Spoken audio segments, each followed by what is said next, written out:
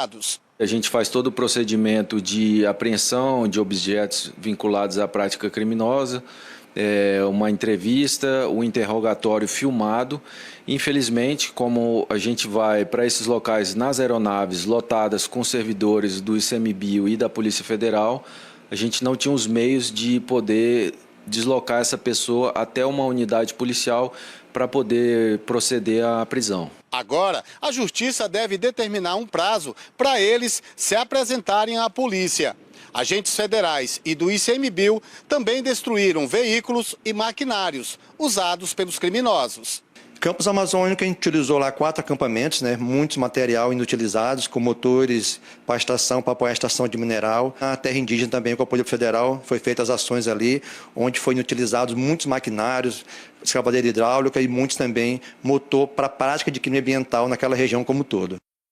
Ainda no tema do garimpo ilegal, começou hoje a obrigatoriedade da nota fiscal eletrônica para operadores de ouro. Ao vivo de São Paulo, o Filipe Mancuso nos lembra como isso vai funcionar. Mancuso, boa noite. Oi, Renata, muito boa noite para você e a todos que nos acompanham. Na visão de especialistas, é ainda um primeiro passo para conter a comercialização de ouro que é extraído de territórios indígenas e de áreas de conservação. Estudos do Instituto Escolhas, organização que investiga as operações ilegais de ouro no país, revelam que entre 2015 e 2020 foram comercializadas no Brasil 229 toneladas de ouro com indícios de irregularidade. Isso representa quase metade da produção nacional. A pesquisadora do Instituto, a Larissa Rodrigues, diz que a nota fiscal eletrônica é uma ferramenta fundamental para tornar as negociações envolvendo ouro mais transparentes. Até hoje, as notas fiscais para esse ouro, elas eram em papel. Então, era muito difícil você controlar esse comércio. Então, agora, com essas notas fiscais eletrônicas, a gente dá um passo muito importante para monitorar, controlar todas essas transações em tempo real, que é o que não se tinha antes. Não, você imagina, a gente tinha um comércio aí de bilhões de reais que era feito com notas em papel, preenchidas à mão, deixando impossível qualquer possibilidade de controlar fraudes, de evitar as fraudes, de fato de controlar essas operações. Seguindo o caminho do ouro, é fácil entender a razão pela qual tanto ouro é vendido com fortes suspeitas de ilegalidade. É que todo o ouro que sai do garimpo é negociado com as chamadas DTVMs, as distribuidoras de títulos e valores mobiliários que são autorizadas pelo Banco Central. São essas as empresas responsáveis por dar os mais diferentes destinos ao ouro brasileiro.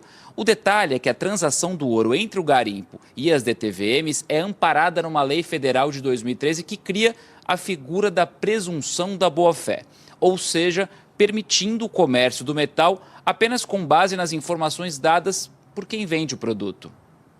Não tem comprovação de origem, não tem documentos. E é por isso que é tão fácil hoje, infelizmente aqui no Brasil, você tirar um ouro ilegal de dentro de uma terra indígena e vender para uma instituição financeira, como se esse ouro viesse de uma área legalizada, que é o que a gente chama do processo de lavagem do ouro.